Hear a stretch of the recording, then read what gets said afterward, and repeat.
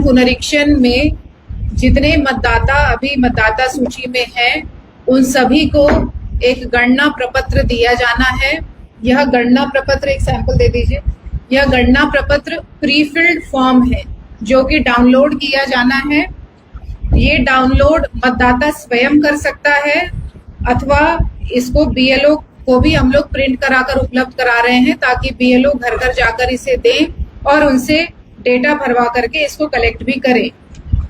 यदि आप इसको देखेंगे, ये गणना प्रपत्र का प्रारूप है। इसमें आप लोग देख सकते हैं कि इसमें मतदाता का नाम, उसका बूथ संख्या, बूथ की विवरणी इत्यादि दी हुई है और इसमें उस मतदाता का फोटो भी है।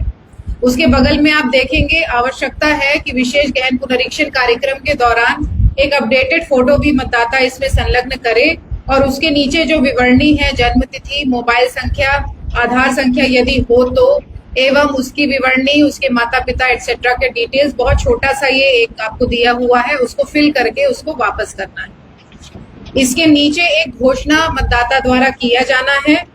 मैं अपने सर्वोत्तम ज्ञान और विश्वास से घोषणा करता हूं कि ये जो नीचे 3 पॉइंट्स दिए गए हैं, इससे यह प्रमाणित होगा कि मतदाता यहाँ का नागरिक है।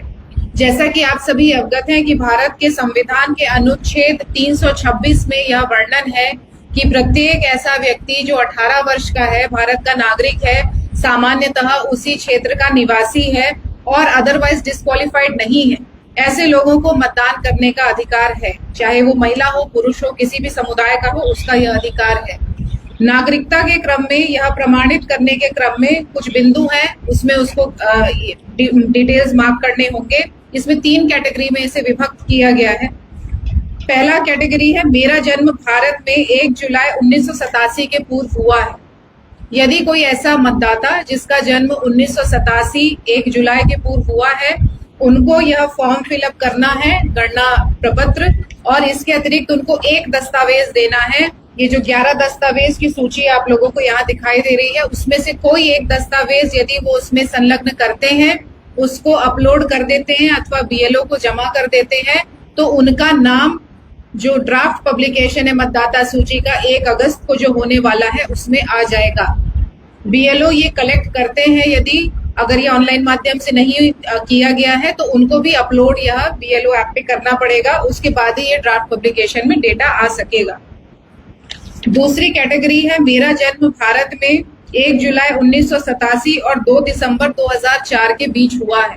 ऐसी परिस्थिति में उस मतदाता को अपना डिटेल देना है, एक दस्तावेज, और अपने माता या पिता किसी एक व्यक्ति का इन्हीं 11 दस्तावेजों में से एक दस्तावेज देना है, संलग्न करना है।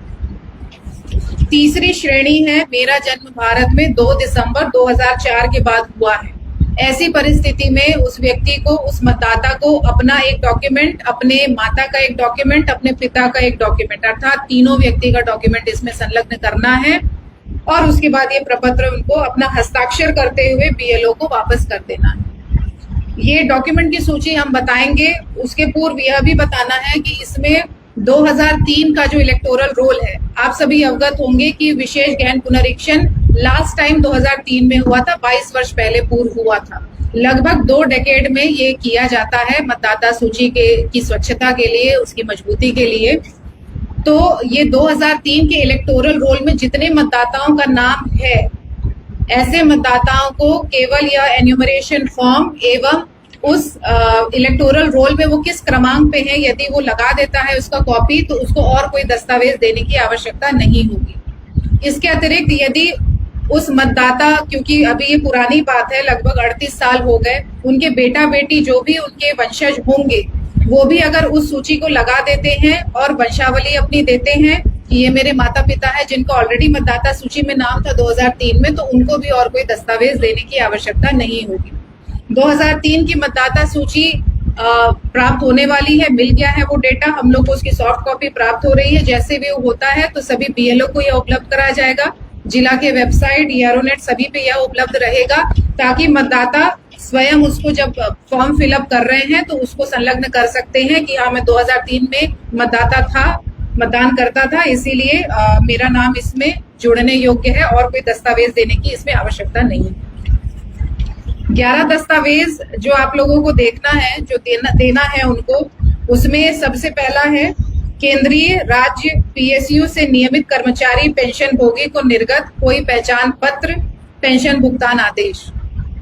दूसरा है सरकार, स्थानीय प्राधिकरण, बैंक, डाकघर, एलआईसी, पीएसयू द्वारा भारत में 1 जुलाई 1987 से पूर्व निर्गत किया गया कोई भी प्रमाण पत्र, पहचान पत्र, दस्तावेज।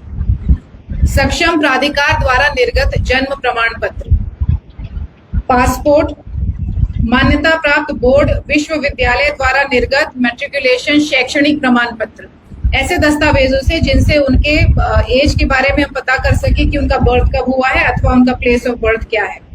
सक्षम राज्य प्राधिकार द्वारा निर्गत स्थायी निवास प्रमाण पत्र, वन अधिकार प्रमाण पत्र, सक्षम प्राधिकार द्वारा निर्गत ओबीसी, एससी, एसटी कोई भी जाति प्रमाण पत्र,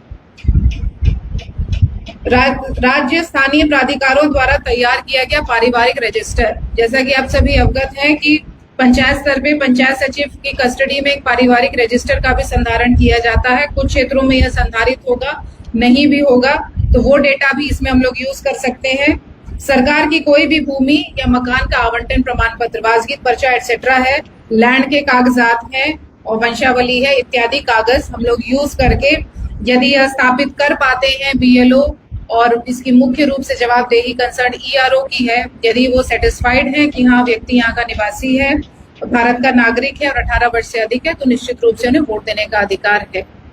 तो यह प्रक्रिया शुरू है। इसके टाइमलाइंस भी आप लोग देख लें, क्योंकि ये एक समय अवधि में किया जाना है, इसीलिए इसमें जानकारी आवश्यक है ताकि इसको ससमय हम लोग करा सके।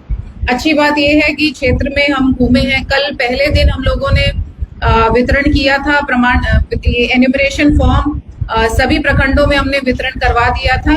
उसमें लगभग 50,000 फॉर्म हम लोगों ने घर घर पहुंचाया। बीएलओस को तो ज्यादा हुआ था, लगभग 4 लाख हम लोगों ने कल वितरण किया। उसमें से 50,000 कल वो बांट पाए शाम तक, क्योंकि लेट रिसीव हुआ था, और उसमें लगभग 5,000 हम लोगों को वापस प्राप्त भी हो गया है।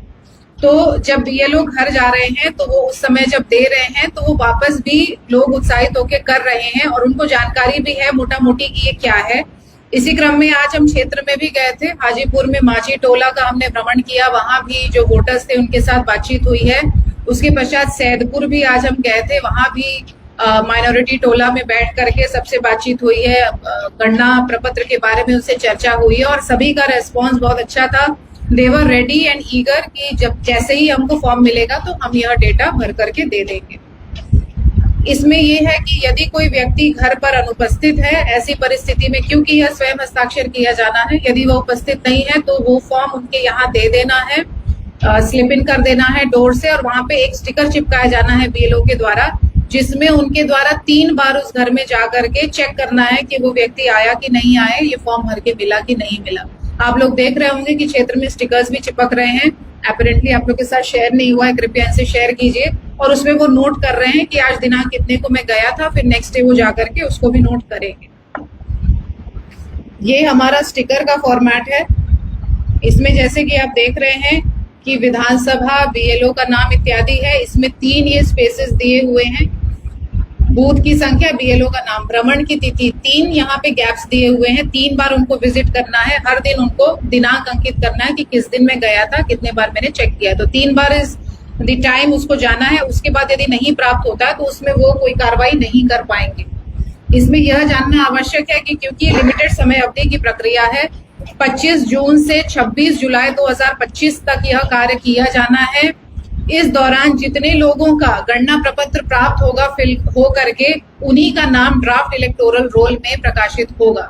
ड्राफ्ट इलेक्टोरल रोल प्रकाशित होने के पश्चात दावापत्ति ली जाएगी और फाइनल पब्लिकेशन 30 सितंबर को किया जाएगा। इसका टाइमलाइन भी हम बता दे रहे हैं और उसके बाद बाकी डिटेल्स देने के बाद आप लोगों के जो प्रश्न होंगे वह भी हम लोग देखेंगे। तो ये जो मेन कार्य है, मूल कार्य है दस्तावेजीकरण का, बांटने का, कलेक्शन का इत्यादि, वो 25 जून 2025 से 26 जुलाई 2025 तक किया जाना है। गणना प्रपत्र प्राप्त किया जाना है फिल किया हुआ। इसी समय अवधि में बूथों का रैशनलाइजेशन भी किया जाना है। 1200 से अधिक मतदाता यदि कहीं है तो उनके लिए अतिरिक्त मतदान केंद्र चिन्हित किया जाना था। वैशाली जिले में यहाँ कुल 41 चिन्हित हुए थे, जो कि संख्या घट करके 18 हुई थी। अभी फाइनल इसका डेटा क्या है वो हम देखेंगे। कल राजनीतिक दलों के साथ बैठक भी है, इस संदर्भ में जो है उनके साथ शेयर किया जाएगा, उसमें चर्चा होगी। और इसको अभी कितना है फाइनल बूथ का, अतिरिक्त बूथ, हाँ, तो ये आ जाता है तो ये अभी आपको उपलब्ध कराएंगे, उसकी भी डिटेल्स आपको दी जाएगी और उसकी प्रोसीडिंग बनेगी। सभी राजनीतिक दलों के साथ वो शेयर किया जाना है। इसके पश्चात 27 से 31 जुलाई तक कंट्रोल टेबल का अपडेशन होगा और publication of draft electoral roll 1 अगस्त 2025 को होगा। इसके पश्चात दावा आपत्ति ली जाएगी। 1 महीने का यह कार्यकाल होगा। 1 अगस्त से 1 सितंबर 2025 तक दावा आपत्ति फाइल किए जाएंगे और डिसीजन जो लिया जाना है ईआरओज के द्वारा सभी दावा आपत्तियों पर, वो 25 सितंबर 2025 तक किया जाना है। इसके पश्चात फाइनल पब्लिकेशन आपका 30 सितंबर 2025 को होगा। इतना क्लियर है? तो इस बारे में सभी राजनीतिक दलों के साथ 25 तारीख को ही बैठक हुई थी, उन सभी को इसके बारे में बताया गया था, विशेष चर्चा भी हुई थी और यह प्रक्रिया सघन रूप से जिले में चल रही है। फॉर्म्स भी हमारे लगभग प्रिंट हो चुके हैं, यहाँ पे डिस्ट्रीब्यूशन का जारी है। हम लोग इसको यथाशीघ्र सबको डिस्ट्रीब्यूट करके कलेक्शन करना स्टार्ट कर देंगे। ईवीएम का बता दें, आप सभी अवगत हैं कि फर्स्ट लेवल चेक सभी ईवीएम मशीन्स का इस जिले में किया गया है। यह 31/5/2025 से कब तक हुआ है? 25/6 तक। 31 मई 2025 से 25 जून 2025 तक यह प्रक्रिया संपन्न की गई है। हमारे ईवीएम वेयरहाउस में ये चला है, जिसमें प्रतिदिन राजनीतिक दल की उपस्थिति सुनिश्चित की जा रही थी। जो राजनीतिक दल नहीं आते थे उनको उसी दिन नोटिस निर्गत किया जाता था कि आज आपके प्रतिनिधि नहीं आए हैं, अगले दिन निश्चित रूप से आए। यह प्रक्रिया संपन्न हुई है। टोटल हमारी मशीन्स थी BU 7121, जिसमें FLC ओके 5594 पाए गए हैं। FLC रिजेक्ट क्वांटिटी है 1527। यह बताना इसीलिए आवश्यक है कि आप अवगत होंगे कि FLC के दौरान यह पाया जा रहा था शुरुआती दौर में कि बैलेट यूनिट BU ज्यादा संख्या में खराब हो रहे थे, एरर्स आ रहे थे, तो यह सोचा जा रहा था कि कहीं मशीन्स कम ना हो जाए, लेकिन वो प्रक्रिया 2 दिन से ज्यादा नहीं चली और अतिरिक्त मशीन्स भी हम लोगों को प्राप्त हुआ, जिसके आलोक में हम लोगों के पास पर्याप्त मशीनें उपलब्ध है। कुल मतदान केंद्रों की संख्या 2592 है और हमारे पास बैलेट यूनिट जो ओके कंडीशन में है वो 5594 है, तो अच्छी संख्या में हम लोगों के पास मशीन है। कंट्रोल यूनिट कुल 4523 में से 3955 सही पाए गए हैं, 568 खराब पाए गए हैं। वीवीपैट 4444 में 4339 सही पाए गए हैं। वीवीपैट बहुत कम संख्या में खराब पाए गए हैं, टोटल 105 खराब पाए गए। तो FLC के पश्चात जिले में पर्याप्त ईवीएम मशीन्स हैं जिनकी चेकिंग हो चुकी है। सभी रिजेक्टेड मशीन्स को हम लोग शीघ्र हैदराबाद भेज देंगे। जो गाइडलाइन है उसके अनुसार सारे मापदंडों को फॉलो करने के पश्चात ये बेसिक डिटेल्स आपके साथ शेयर करनी थी। राजनीतिक दलों के साथ ये शेयर किया हुआ है, मतदाताओं को जागरूक किया जा रहा है सभी प्रखंडों में। आप लोगों से भी एक बार इसको विशेष रूप से डिस्कशन करना था। अब आप लोग को लगता है कुछ इसमें पूछा जाना है तो पूछ सकते हैं। जो लोग बाहर रहते हैं, यहाँ नहीं, जो बाहर उनके लिए कैसे बाहर रहते हैं तो इसमें ऑनलाइन एप्लीकेशन का प्रावधान है। वो बैठे बैठे ऑनलाइन अप्लाई कर सकते हैं। उसमें जो दस्तावेज की सूची है उसमें से कोई दस्तावेज संलग्न कर सकते हैं और वो जमा कर सकते हैं। इसमें कृपया बता दें कहाँ ऑनलाइन उनको जमा करना है। फाइनल सिग्नेचर की बात नहीं की जा रही है। तो सिग्नेचर मैम ऑनलाइन साइन करके फॉर्म पर जैसे अपलोड करते हैं, जैसे फॉर्म 6-7 पहले डाउनलोड करना होगा फॉर्म को, पहले डाउनलोड करेंगे, उसमें सारी चीजें करेंगे, अपलोड कर देंगे। In case there are certain documents missing, तो उसके लिए भी प्रावधान है कि बाद में क्या किया जाना है। तो ऑनलाइन वो लोग कर लें। यदि कुछ मिसिंग पाया जाता है तो दावा आपत्ति पीरियड में भी उनसे वह चीजें प्राप्त करके कार्रवाई की जा सकती है। इसमें अभी लागू नहीं। किस चीज का? हाँ, ये तो दे देते हैं। ये दे देते हैं। लेकिन ये जो मोटा मोटी आप लोगों ने सुना, इसमें कुछ लग रहा है और कुछ जानना है? ठीक है, सबसे अच्छी बात है कि क्षेत्र में यह कार्य शुरू